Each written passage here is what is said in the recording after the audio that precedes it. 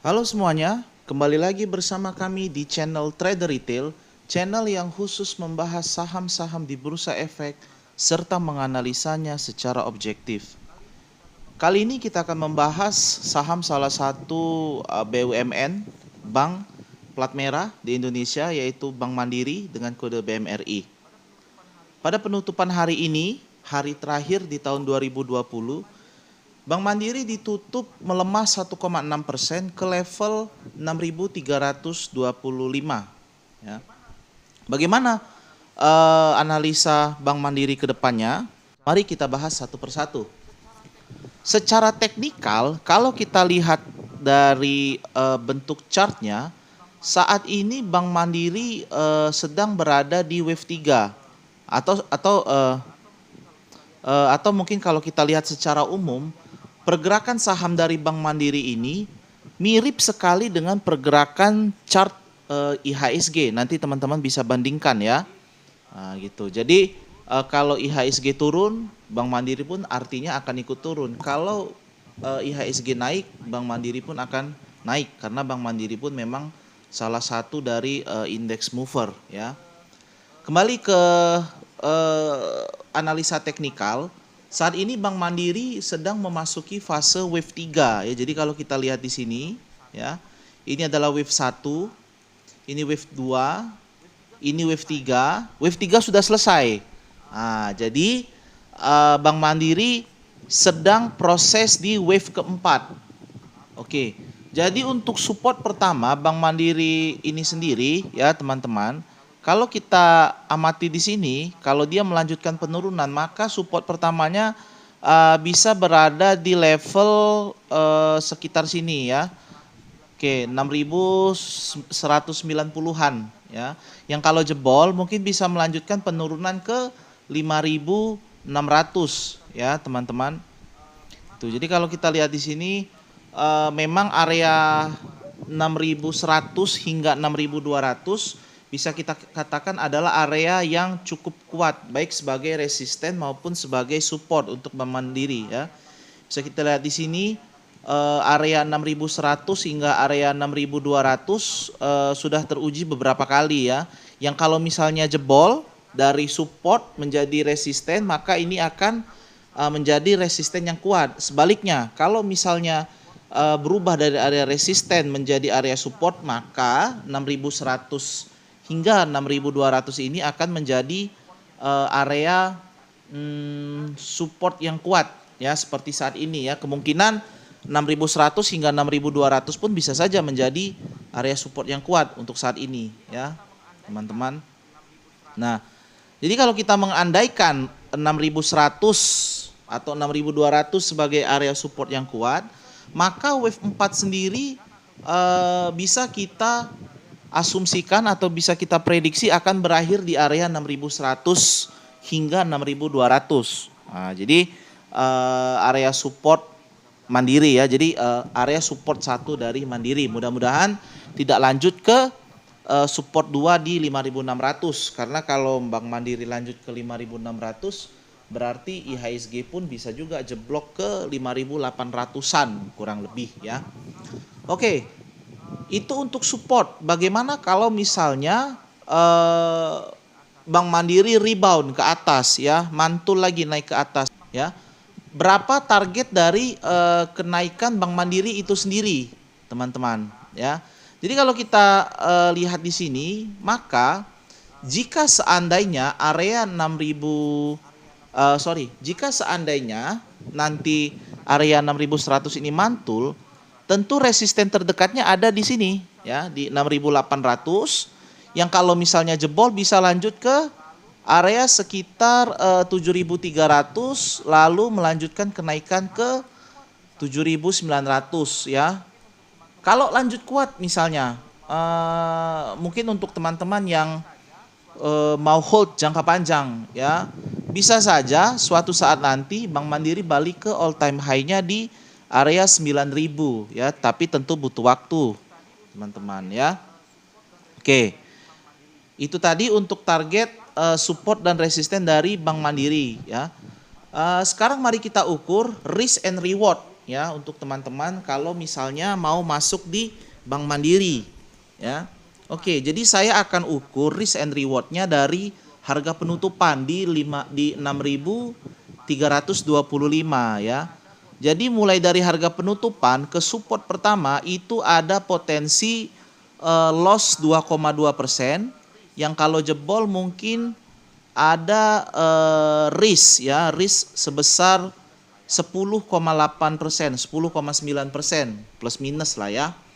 Bagaimana dengan potensi rewardnya? Oke, untuk rewardnya dari harga penutupan hingga ke harga resisten terdekat itu ada potensi reward 8,6%. Yang kalau jebol maka bisa menuju reward selanjutnya itu di 15,5% di area 7.300 ya, kurang lebih seperti itu ya. Oke ya. Lalu untuk resisten 3-nya. Nah, gimana dengan resisten 3 di 7.900? Kalau misalnya jebol, kalau kuat ya, maka ada potensi reward sebesar 25,8% untuk Bank Mandiri. Ya, teman-teman, gitu ya. Oke. Itu tadi untuk target support dan resisten dari Bank Mandiri. Nah, cuman di sini teman-teman saya mau kasih sedikit bocoran. Kalau teman-teman perhatikan di sini ada open gap di sini dan ada open gap di sini ya yang belum dibayar lunas.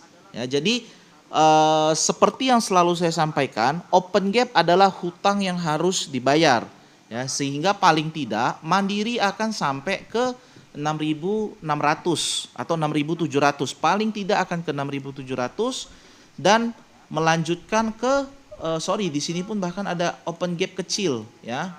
Oke, melanjutkan ke 7.200 dan 7.500. Jadi bisa saya katakan kalau kita menghubungkan target support resisten dengan area open gap dari Bank Mandiri, paling tidak bisa saja Bank Mandiri mencapai resisten 2 di 15,5%, area 7.300 ya.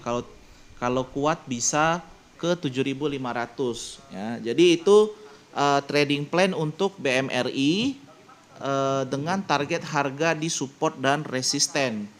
Bagaimana kalau kita hubungkan dengan pergerakan asing atau dengan bandar ya? Jadi kalau kita lihat di sini untuk pergerakan asing ada akumulasi yang cukup kuat ya, tetapi ada juga distribusi yang cukup kuat. Jadi kalau saya bilang ini pergantian bandar ya. Pergantian bandar dari AK ke MS ya, Morgan Stanley ya, gitu ya. Tapi nggak apa-apa, nggak masalah. Ganti bandar artinya nggak masalah karena selama masih ada yang membandari atau yang masih ada yang akumulasi kuat, kita bisa ikuti pergerakan bandarnya ya. Yang susah itu kalau misalnya ada bandar yang distribusi dan itu nggak ada yang nampung, nggak ada yang akum ya, jadi didistribusikan secara merata ke seluruh broker, apalagi brokernya broker retail ya. Untungnya MS ini adalah broker bandar asing ya, big fund dari luar. Di harga berapa rata-rata akumulasi asing ya? Jadi kalau kita lihat akumulasi asing itu di harga sekitar 6.250. Saya ubah warnanya menjadi merah ya supaya nampak beda. Oke ya. Jadi merah 6.250 adalah harga akumulasi rata-rata dari bandar. Nah, jadi apa yang bisa kita simpulkan dari dua analisis ini? Dari analisis teknikal dan bandarmologi. Kalau secara pribadi saya sendiri, sekarang adalah saat yang tepat untuk masuk di BMRI ya. Kenapa? Pertama, secara chart, secara teknikal Bank Mandiri ini sudah mau masuk di akhir wave 4 ya, hampir menyentuh support di 6.200, support 1 ya. Itu yang pertama, sehingga risk untuk support 1 pun sangat kecil, 2,2% ya, dibanding dengan resisten satunya 8,6. Jadi risk and rewardnya lebih besar reward ya, jadi sangat tepat untuk masuk ya sekarang. Nah, selain itu secara bandarmologi, bandar pun akumulasi di area 6.257 ya. Nah, jadi harga penutupan hari ini dengan harga rata-rata bandar itu nggak terlalu jauh. Jadi kalau teman-teman masuk sekarang itu potensi untuk lossnya itu sedikit, kecuali nanti bandarnya juga cut loss ya. Tapi kalau memang itu terjadi, contoh nanti ada PSBB ketat, terjadi peledakan COVID lagi ya, yaitu apa mau dikata ya, bandar pun ikutan rugi, nggak cuman kita gitu ya. Yang paling penting adalah kita tahu bandar akumulasi dan berapa harga rata-rata akumulasi bandar ya, dan penting kita masuk supaya harganya itu tidak terlalu jauh dari bandar. Itu yang terpenting teman-teman ya. Ya gitu ya. Lalu bagaimana secara sentimen news dari Bank Mandiri ini ya. Jadi saya coba untuk mencari beberapa berita atau news terkait Bank Mandiri yang mungkin bisa mempengaruhi secara signifikan ya.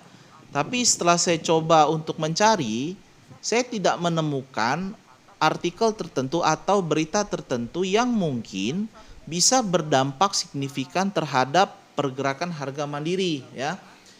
Mungkin satu-satunya yang bisa kita cermati di sini adalah terkait penggabungan Bank Syariah Indonesia ya. Gitu. Apa yang mungkin bisa kita cermati di sini ya. Jadi seperti yang kita ketahui, BRIS, BRI Syariah, Mandiri Syariah dan BNI Syariah, mereka akan merger di tahun depan menjadi Bank Syariah Indonesia. Nah, komposisi pemegang sahamnya tentu akan berubah ya. Setelah mereka di merger, komposisi pengendali ya, pengendali utama dari Bank Syariah Indonesia adalah Bank Mandiri ya, disebutkan di sini ya.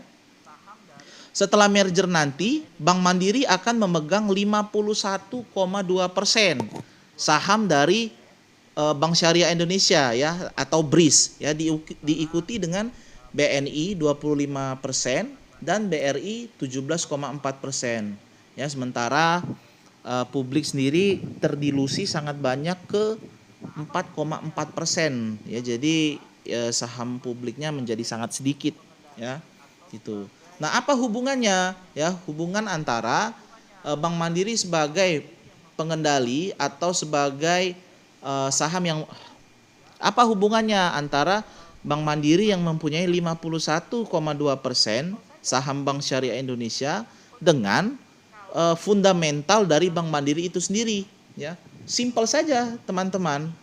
Simpelnya begini, kalau misalnya Bank Syariah Indonesia nanti menghasilkan profit yang tinggi, tentu sedikit banyaknya akan mempengaruhi kinerja dari Bank Mandiri sendiri ya.